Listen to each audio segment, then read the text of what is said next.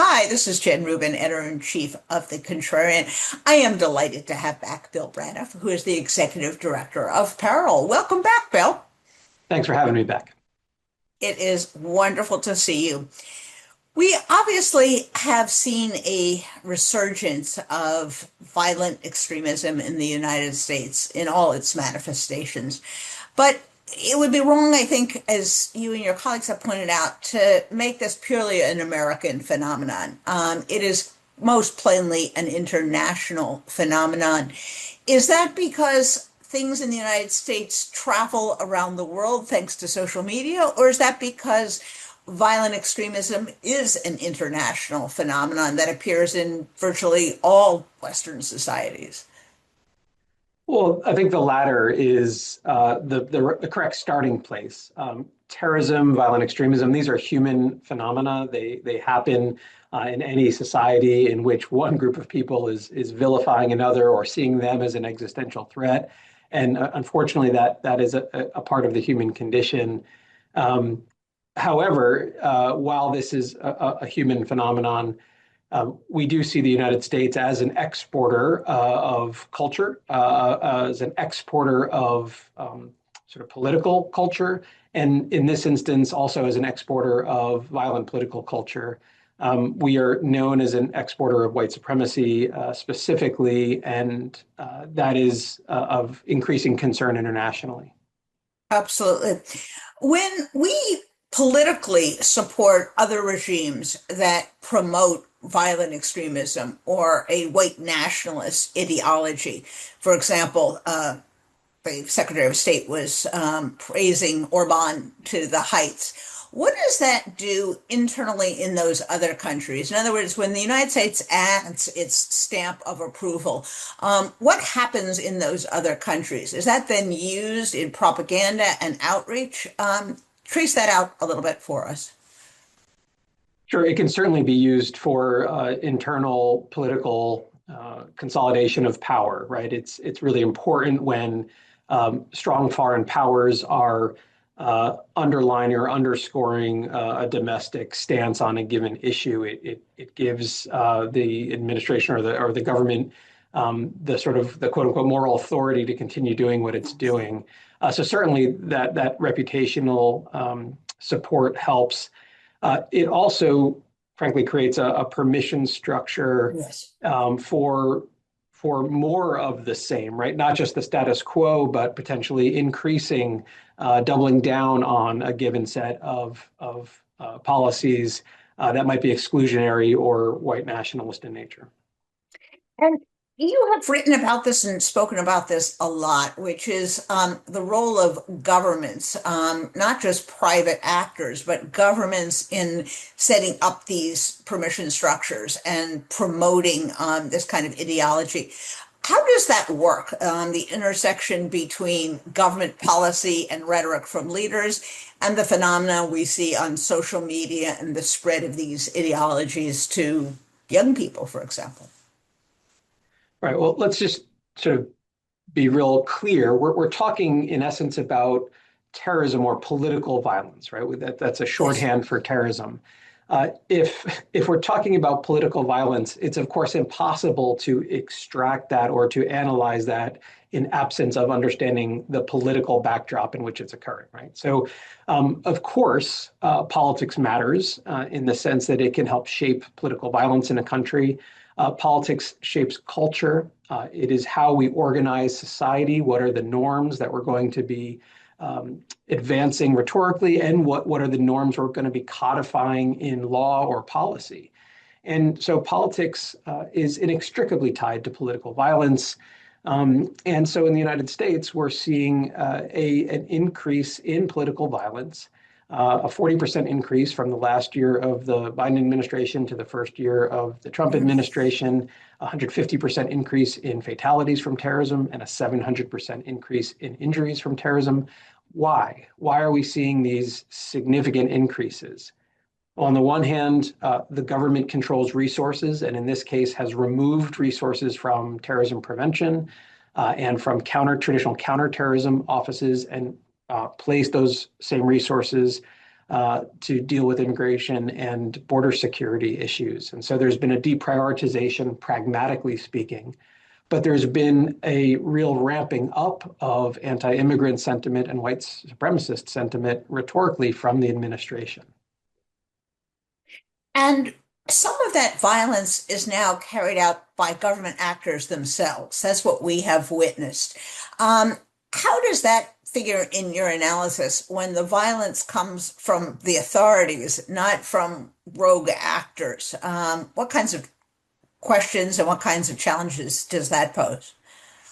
Sure. So when a government uses extrajudicial violence to chill dissent, to punish dissent, to target specific communities, by definition, those are acts of state terrorism.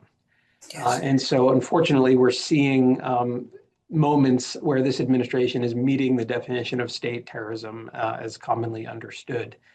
Um, I think it's really important to sort of explain this from rhetoric to behavior. Yes. If you look at social media channels from the Department of Labor, the Department of Homeland Security, and from ICE, Immigration and Customs Enforcement, we are seeing explicit and repeated white supremacist content being pushed out through official government communications channels. And this isn't sensational or hand-wringing.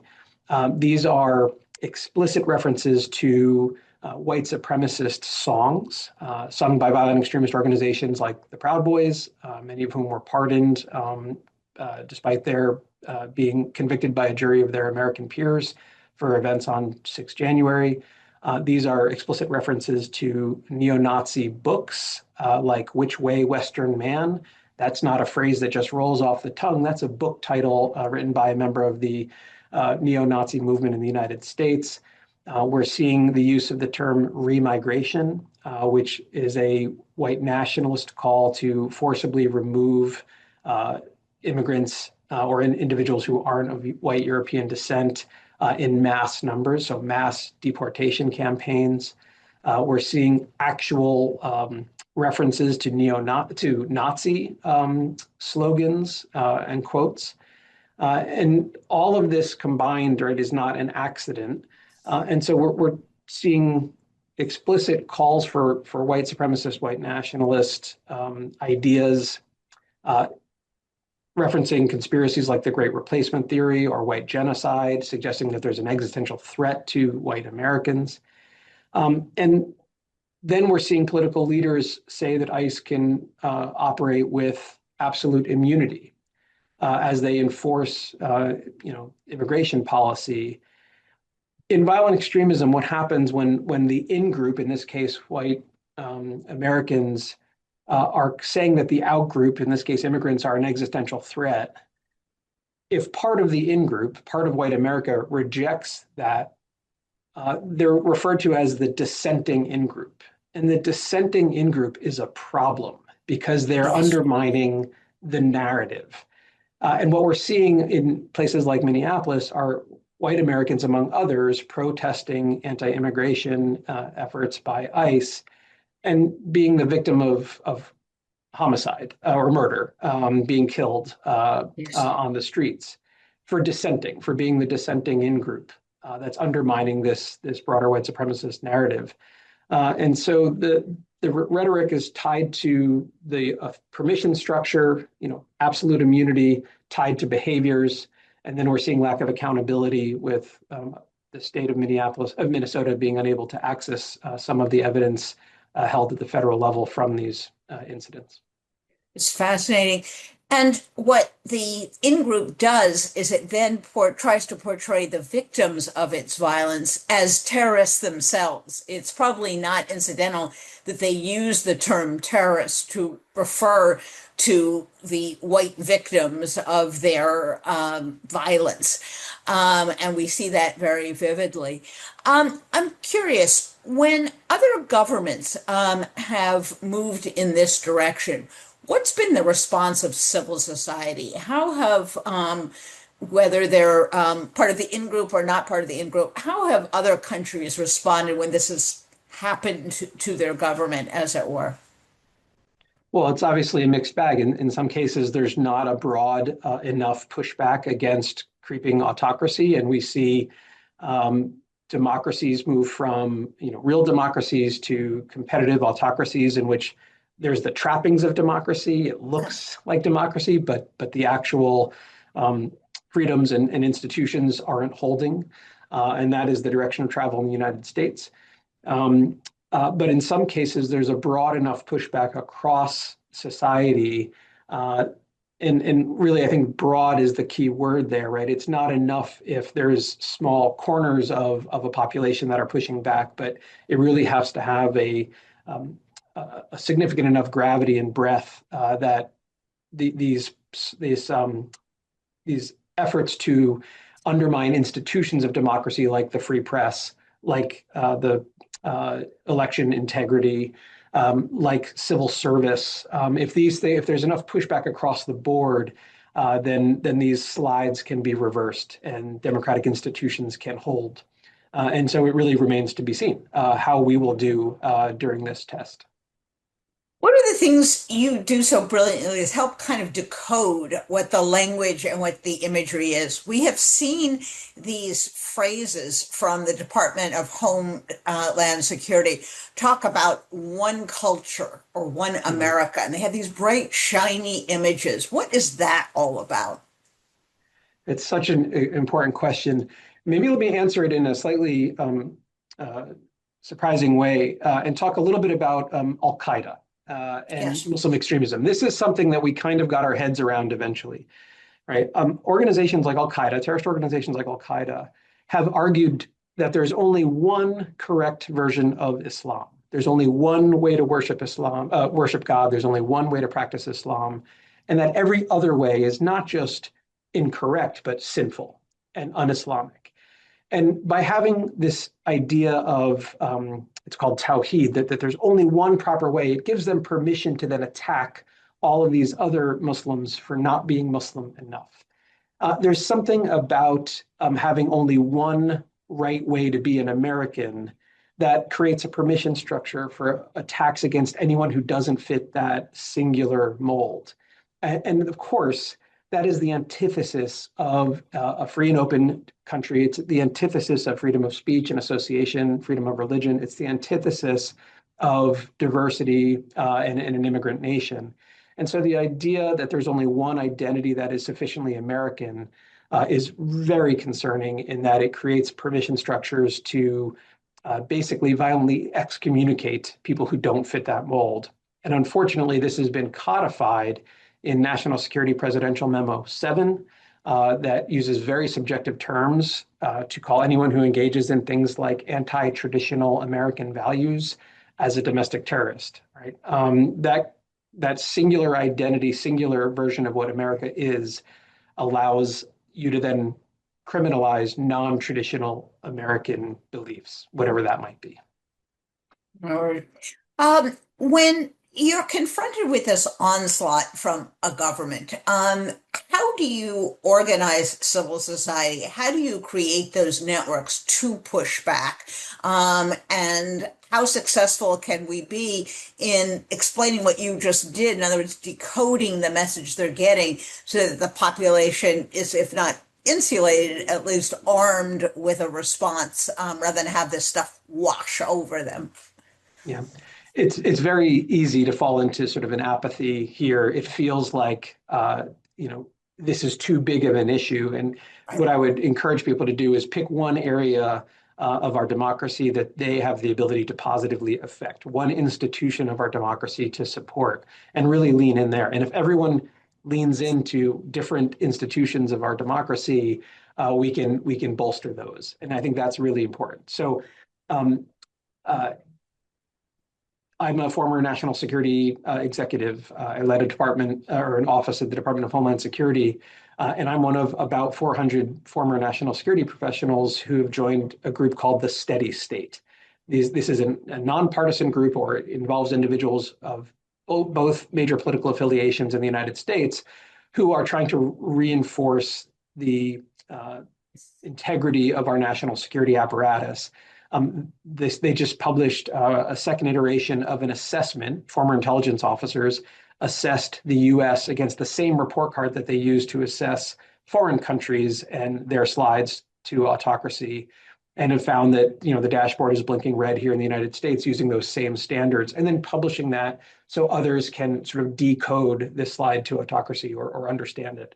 I've engaged heavily with as many excellent journalistic organizations as I can.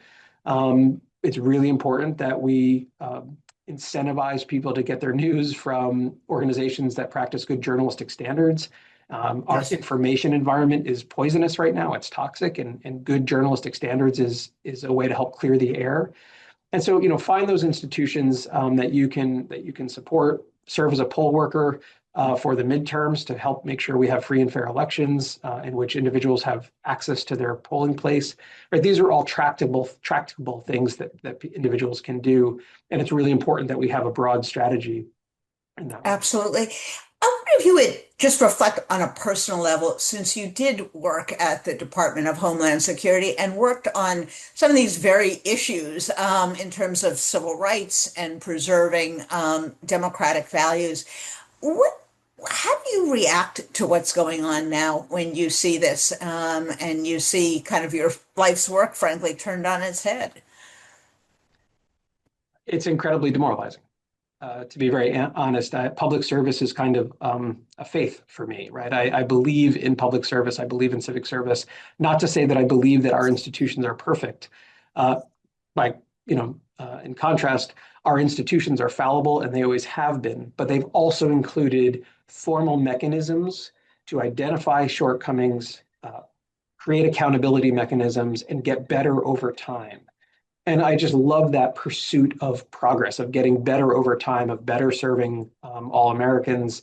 And that has been a kind of faith for me. And so to see public service vilified, to see the institutions of public service hollowed out of its civil servants, purged of its professionals, and then in the case of my office, actually dismantled entirely, and all the people, all my friends that I've shared this passion project with, be terminated and now struggling to make ends meet and find new employment. It's been quite difficult this year to see all of those levels of harm. Yes, absolutely. Let me, in our last minutes, fast forward to the end of the Trump regime, and there will be an end. It will come to an end. How do countries recover from this? In other words, we have seen societies that have gone through terrible periods of tyranny, bigotry, extremism, whether it was South Africa, communist regimes, World War II in Germany. How do you put it back together? What's the process of kind of learning from these lessons, rebuilding institutions, and rebuilding a civil society that is more resilient going forward? I think there's a few ingredients that we've seen in other places, all of which will be very difficult for us to bring to bear here in the United States. There's often a demilitarization of those countries and governments, a real focus on civil governance, sort of a reduction in the bureaucracies of military or law enforcement or interior police, these kinds of things, so that the government can win back trust of its own population. There's also typically been public education around the mistakes that the government has made. And then thirdly, sometimes laws passed to criminalize the kinds of behaviors that led that country down that pathway.